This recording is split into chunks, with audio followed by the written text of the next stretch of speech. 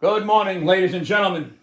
Please have a seat, and we can begin my weekly press conference, otherwise known as I Tell You Shit and You Idiots Record It, and then make up stuff and write an article, and then go eat like little soft-bellied hogs getting fattened up for the slaughter. Well, with that said, let's begin, shall we? We took 2 of 3 from both the Marlins and the Blue Jays to go to 10-3. We've won every series so far, but the season is young, my little fat, stupid pieces of shit. The season is young. And we can't draw any conclusions yet.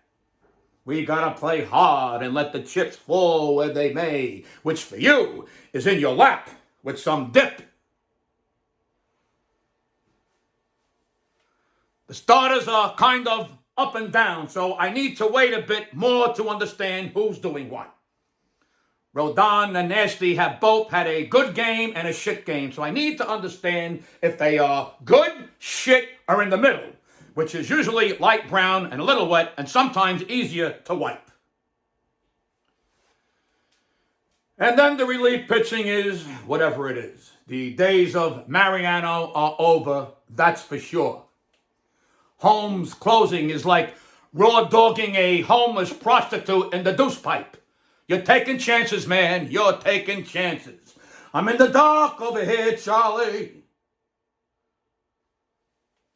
Soto, Volpe, and Cabrera are fucking playing baseball. That I can say. And man, oh man, that Soto is a pro at the plate. He goes with the pitch. He'll slap the ball in every direction. He doesn't fight it. We would be some fucking team if this entire lineup could get cranking at the same time. Meanwhile, we continue to not be able to find catchers who can hit. They can play D and have great preseasons at the plate, but they can't swing when it matters during a real game. What happened to the days of Yogi and Elston and Thurman and Posada? We got a birdie pitching and a birdie hitting. Birdie pitching is doing pretty good. Birdie hitting is having some problems at the plate now. Now listen, get your shit together or it's bye-bye birdie. Now, whoever didn't see that one coming has the brain of a scrambled egg yolk. Stanton is pretty locked in at the moment. He struck out 13 times in his first 25 at-bats. Then he found the secret, whatever it was. And his last home run just put him in a category with 13 other active players who've homered off every team in both leagues. Now, if that stat was meaningful, I would congratulate him and ask him to do it again. But because no one actually gives a flying fuck about bullshit accomplishments like that, I congratulate him and say, keep focusing on staying healthy and being productive every single game, you dopey, overpaid jackass. Judge is kind of having a rough time at the plate this season. He and Torres are batting 170 or 90 or something below 200, but Judge is getting walked a lot. Now, while a walk is not bad, it's still not as good as a hit. The opposing teams are trying to take his bat away, but we're 10-3, so I'm not too worried about that.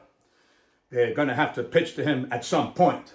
And if they don't, we'll go 123-39 and win the whole thing, and he'll have an on-base percentage of .847. Well, here we are in the land of Cleve to play the Guardians today.